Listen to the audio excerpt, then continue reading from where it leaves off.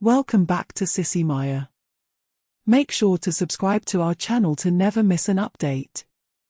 Additionally, consider subscribing to my Patreon to get access to these features, and much more. Jennifer Carlson Still Missing, blared the headline. It circulated in print, on the airwaves, and on local TV channels. The general consensus: the young girl had likely been abducted and met a tragic fate. Bill Porter reached his breaking point. The relentless flow of grim news reports and pessimistic commentary became unbearable.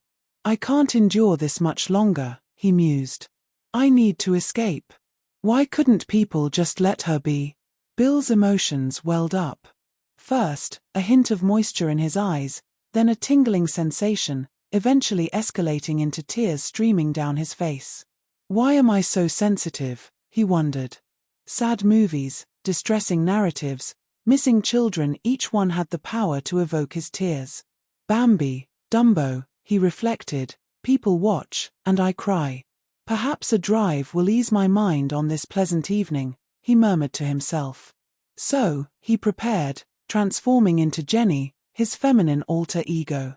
After scrutinizing himself in a full-length mirror and then a smaller one, he deemed his appearance convincing. 20 minutes later, Jennifer Porter navigated through a less affluent part of town when an impulse led her to turn onto a narrow street. Midway up the street, she spotted a figure of what seemed to be a lost child huddled near a stairway.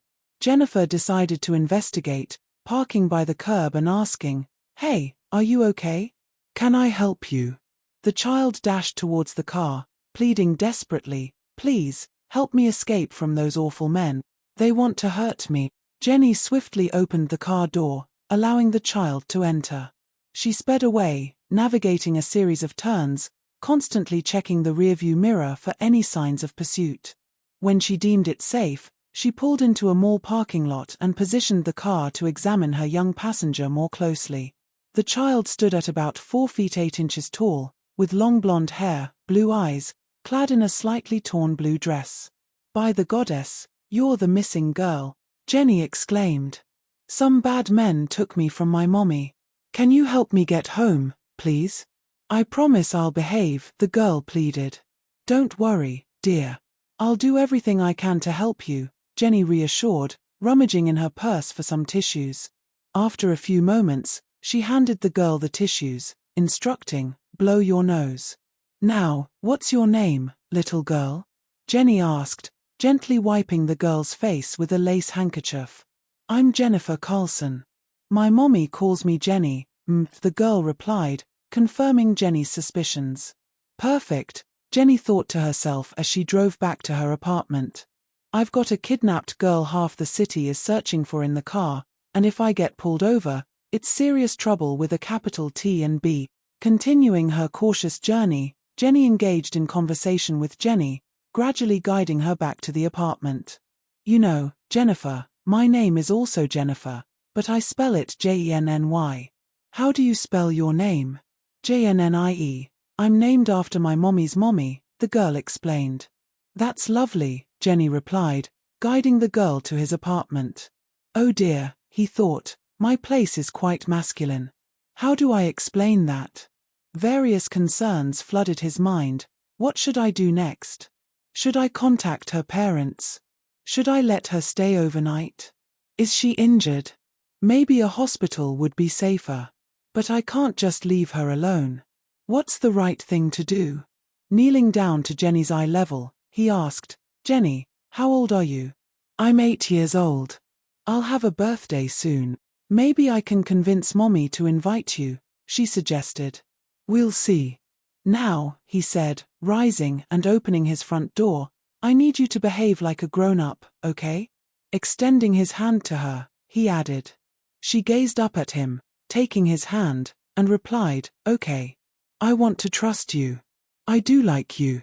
Leading Jenny into the living room, Jenny pointed to a couch and asked, "Are you hungry? How about some grilled Swiss cheese sandwiches and a cup of hot chocolate with a marshmallow? Sit there, and I'll prepare some for us, okay?" "Okay," she agreed. Leaving the room, Jenny thought, "I've given her an opportunity." The doors unlocked, She can leave and report me to the police anytime she wants. Oh goddess, I hope she trusts me. You know I would never harm a child. He put milk on the stove to heat for the chocolate and found enough Swiss cheese for 4 sandwiches. Soon, there was a plate of sandwiches and 2 cups of hot chocolate. Please, let her still be here, he silently prayed. Entering the room, he was pleasantly surprised to find her seated, engrossed in something on the television. Here you go, my lady, a meal fit for royalty, he remarked, amused by the ironic phrasing.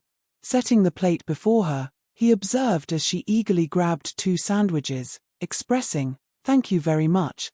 I was really hungry. Those bad men didn't give me much to eat. Okay, Bill, you've landed yourself in quite a predicament. What's the next move?" he pondered, watching her devour her meal. Once Jenny had finished eating, she turned to Jenny and remarked, "I'm tired and sleepy. Can we call my mommy tomorrow?" "Of course," replied Jenny, internally grappling with the situation. Now what? She's not naive, she can distinguish between male and female. "I don't have any nightwear in her size, but I do have a pajama top that might fit. Why don't you get ready for bed? I'll sleep out here on the couch." "No, please don't leave me alone," Jenny pleaded, almost shouting. "Goddess, what should I do?" Jenny beseeched internally, feeling the weight of the decision. A realization struck him. She deserves to know the truth. Let her trust you. Let her decide for herself, tell her. Sitting beside Jenny, Jenny began, "Jenny, I don't want to deceive you in any way. I'd be dishonest if I didn't tell you the whole truth." He proceeded to explain that he was a man, a crossdresser, and he couldn't stay with her all night. Using terms she might understand, he conveyed the situation, and she seemed to grasp it. "So, I'll let you stay in my room tonight, and I'll sleep out here on the couch." She looked at him with wide, blue eyes and asked, "When you wear a dress, aren't you a lady?" "Yes, in a sense," he answered. "Will you wear a nightgown tonight?" Jenny inquired. "Yes, but I shouldn't be in bed." He trailed off. "Please," Jenny pleaded. "Well, Bill, you're sticking your neck out even further, making it easier for the executioner," he thought. "I'll get ready for bed, then you go get yourself ready, okay?" "Okay," she agreed, rather cheerfully, still fixated on the TV program. Jenny headed to the bathroom, undressed, took a quick shower, and wrapped herself in a towel before searching for a nightgown for herself and a pajama top for Jenny. After drying off and applying powder, she dressed in a white lacy nightgown, a clean white nylon bra and panties, sea green slippers, and a robe. Tying her hair up in a high ponytail, she returned to the living area and announced, "All right, young lady, it's bedtime with no excuses. Jenny, can you help me undress? I can't reach the buttons on my dress," Jenny requested. "Please." "Well, okay," Jenny acquiesced. "Jenny, you look really pretty. Do you have, well?" Jenny hesitated, unsure of what to say. "No, silly, I don't have a, boyfriend. I like girls. Pretty ones, like you'll be in, 10 years, Jenny replied with a laugh. Sitting on the sofa, she gently pulled Jenny close for a hug and then turned her around, saying, "Now, let's get you ready for bed." Jenny unbuttoned Jenny's dress, removed her slip, and then helped her out of her Mary Janes and anklets. Jenny, now only in a training bra and panties, was guided to the bathroom. "I'll run you a bubble bath, okay?" Jenny decided she could wash the girls' clothes so they would be clean in the morning. After filling a quarter of the tub with water, Jenny poured in her scented bubble bath and instructed Jenny, "I'll close the door, you can take off your bra and dirty panties, toss them out to me, and I'll wash them for you." Following her directions, Jenny tossed out the panties and closed the door. Within moments, Jenny could hear the splashing sounds of someone enjoying a bath. She quickly tossed the clothes into the washing machine, knowing they would be clean by morning, and she could iron the dress and slip then. As she returned to the bathroom area, she heard a plaintive cry, "Jenny, wash my back for me, please." Great. Wait until she tells her mother about this. I'll be accused of being a child molester, he thought. "Honey, can't you do it yourself?" he asked, anticipating her response. "Please, Jenny." He entered the bathroom, knelt by the tub, and proceeded to wash her back. Surprisingly, he found himself enjoying her company. Taking care, he washed her all over and, when finished, helped her out of the tub. After patting her dry and applying scented talcum powder, he helped her into the pajama top, chuckling at the amusing sight. Leading her to a mirror, he showed her how she looked, and she started giggling like a happy little girl.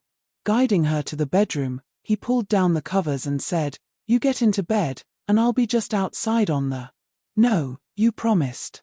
"Please," Jenny interrupted with a frown. Jenny sighed. "All right, a promise is a promise." He tucked her in, gave her a kiss on the cheek, and Jenny grabbed him, giving him a big hug. "You are the bestest transvestite. I love you.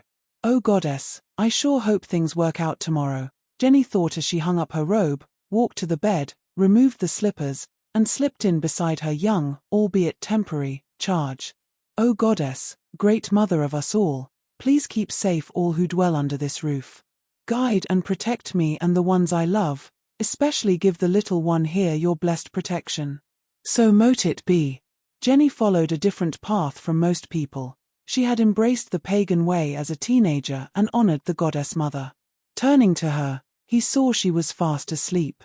Jenny lay there contemplating her past: alcohol at 12, attempted suicide at 14 and 16 due to her identity, painkillers and depressants at other times. Then, a revelation occurred: a book on paganism. All these years, she had harbored shame for what she was: a pervert, a sinful less than normal human. One small sentence, "And ye harm none, do as ye will." She realized she was different, but so was everybody else. All those drugs, alcohol, suicide attempts were harming her. If she had succeeded, she would have harmed her parent. So many other revelations came to her, and now this. This lovely little bundle beside her, she felt so much responsibility for. She cuddled up closer to her, not wanting to let go.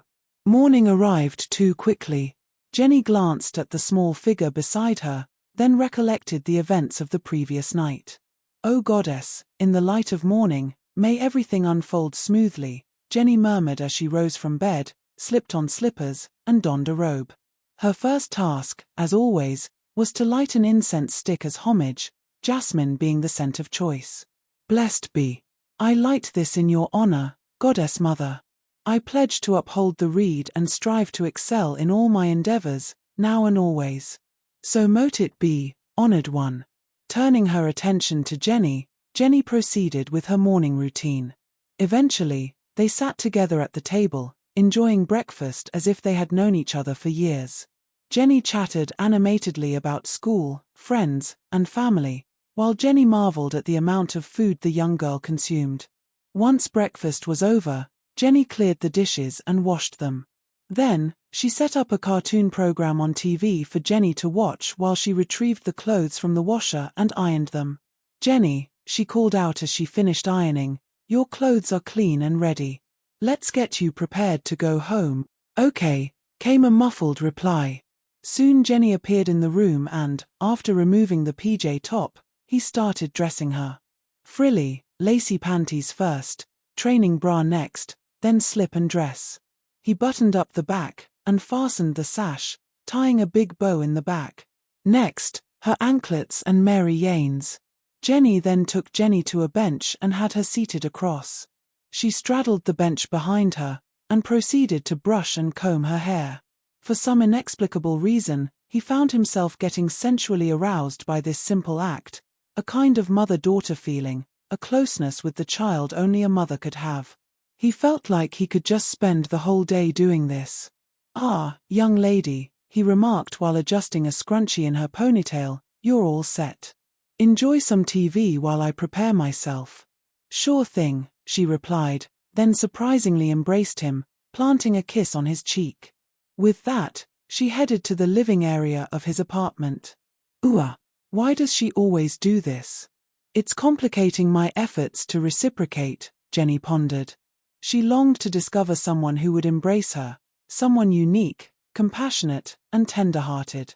After a brief search through the wardrobe, Accompanied by murmurs of what to wear, she continued her deliberation. Jenny opted for a simple black ensemble, reasoning it was a safe choice. She discarded the robe and gown, donning black pantyhose, a matching satin panty and bra set, a white full slip with a lace-trimmed hem, appreciating the black and white contrast, and a knee-length black short-sleeved dress. While she settled down to apply her makeup, a burst of energy entered the room. "You look so beautiful," exclaimed Jenny as she approached. "Can I call my mom and let her know I'm okay?" "Sure thing," Jenny responded, deeming it the wisest course of action. The blur exited the room swiftly, and Jenny resumed her task. Just as she finished applying lipstick, Jenny reappeared, reporting, "The line's busy, maybe she's speaking with the press or something." "All right, we'll try again before we leave." "What are you doing?" "Putting on makeup," Jenny replied. "Want to give it a try?" "Can I, please?" Jenny responded, her face beaming with a big smile. Soon, the girl had a touch of blush, lipstick, and a hint of eyeshadow. "There you go," Jenny said with a smile. "You look like a grown-up now." Jenny's second-to-last action was to adorn herself with a silver chain bearing a silver labris, a double-headed axe, the symbol of the goddess, around her neck, tucking it into the front of her dress. Slipping into her 2-inch black pumps, Jenny attempted to contact Ms. Carlson once more, but encountered only a busy signal. "Looks like we'll have to head home without calling," Jenny informed Jenny, guiding her out to the car, opening the door, and helping her inside. Once Jenny settled into her seat, ensuring the seatbelts were secure, they set off for Jenny's house. With Jenny's guidance, they soon arrived at the mansion. Passing through a pair of wrought iron gates, Jenny beheld a house reminiscent of the old Southern plantation era, a white 3-story structure with blue-shuttered windows, a front portico, and imposing chimneys on either side. "There's my mommy's car," Jenny exclaimed eagerly, pointing to a designated parking area. Jenny parked beside a rather sleek late-model Porsche, and, assisting Jenny out of the car, she inquired, "Does your mother drive that?" Jenny responded, "No, that's Marty's." "That one over there is my mom's," she clarified, pointing to a large Range Rover parked on the grass. Jenny took Jenny's hand and led her to the front door of the mansion. Just as they reached the door, it swung open abruptly, and a maid rushed out, enveloping Jenny in a warm embrace and showering her with kisses. "Eve, I'm so glad to see you. This is my friend, Jenny. She saved me from some bad men," Jenny exclaimed excitedly. "Oh, darling, wait until your mother sees you." "It's wonderful to have you back," the maid replied. "Forgive my manners," she added, extending a hand to Jenny. "I'm Eve, short for Evangeline." "Not Eva, mind you." Jenny warmly accepted the handshake and took a moment to observe Eve. She appeared to be in her mid-40s, with a pleasant demeanor, brown hair cut short, and kind brown eyes with hints of gold. "I'm Jennifer, or Jenny with a Y, Porter." "It's a pleasure to meet you, Eve," Jenny responded. "Now that you have her, I should probably be on my way," she added, not wanting to intrude on the family's reunion. "Oh, no you don't," Eve exclaimed, taking one arm while Jenny took the other. Together, they were ushered into the house. Inside, the house seemed even more expansive. They turned left into one room, then right into another. In this room, Jenny darted towards a woman seated on a sofa, exclaiming, "Mommy, Mommy, I'm back." In fact, there were 2 women there, one, a middle-aged blonde whom Jenny approached, the other, a striking woman in her late 20s to early 30s, with shoulder-length dark auburn hair. The blonde woman enveloped Jenny in an instant, exclaiming, "Jenny, thank heavens you're safe. I've been beside myself with worry. Are you all right? Marty, could you please check her over?" "Jenny, welcome home, darling." The dark-haired woman, Marty, approached Jenny and said, "Come with me, dear, I just want to make sure you're okay." She glanced at Jenny, her gaze seeming to linger on something. Jenny glanced downward slightly, discreetly tucking the silver goddess symbol out of sight. There was no need to unsettle anyone who might not understand or accept it. As Marty escorted Jenny out of the room, the blonde woman introduced herself, saying, "My name is Barbara Carlson. I'm Jenny's mother." How much of a reward do you want? Please, I just wanted to ensure Jenny got home safely. I don't seek a reward for doing what's right, Jenny replied. Oh, Barbara responded with a surprised smile. Please forgive me. I didn't mean to offend. I simply believe you deserve some form of recognition for your efforts. I didn't take offense. I'm just relieved that she's back home safely, Jenny reassured. Come, sit with me, and I'll explain what happened, Barbara invited, leading Jenny to a sofa. Eve returned to the room with a tray bearing 2 glasses of wine, declaring, "This calls for a little celebration." Barbara and Jenny each accepted a glass of wine, while Eve opted for fruit juice, explaining, "Jenny, I'm in recovery. Miss Carlson took a chance on hiring me when no one else would. So, no alcohol for me." "Eve, you can work wherever you want," Barbara insisted. Turning to Jenny, she continued, "Here's what happened. I'm going through a divorce, and my ex-husband is after half of my business. He's made threats." Jenny was taken and held by 2 of his associates. They were apprehended 2 days ago, but Jenny wasn't where they claimed. When the news reported it, they omitted their capture to bait my ex. They believed he had Jenny. I would have given up the business just to have her back. In that moment, a whirlwind rushed into the room and landed in Jenny's lap. Marty entered, announcing, "She's perfectly healthy. No scars, just some bruises, but nothing serious." Walking over to Jenny, she introduced herself, "I'm Martina Connor, Jenny's doctor." As she spoke, she revealed a silver chain bearing an Egyptian ankh. "While I hold a modern medical degree, I also follow ancient practices. My name is, well, I need to be honest. I shouldn't be here. My name is actually Bill Porter, and I dress as a woman because I find comfort, relaxation, and sensuality in it. I go by the name Jenny as my female persona. I shared your daughter's bed because she needed someone to comfort her," Bill confessed. "I don't want anything in return, I just want—" "Jenny, please don't cry," Jenny interjected, "I still love you." She enveloped him in a tight hug. Bill reciprocated, holding her close and feeling her familiar tears.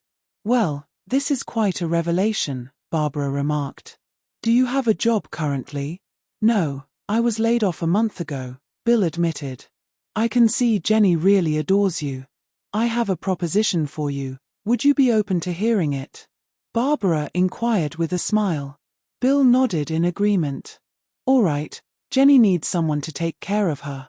There are times when I have to attend important business meetings, Eve is occupied with household tasks, and Jenny requires guidance. Marty lives here, but she has her own practice. What I'm suggesting is that I believe you and Jenny truly belong together. You can serve as a surrogate mother to her, prepare her breakfast, take her to school, and accompany her shopping." Bill wanted to shout yes, but was preempted by Jenny pleading, "Please, Jenny, please. I'll do anything you want, just say yes."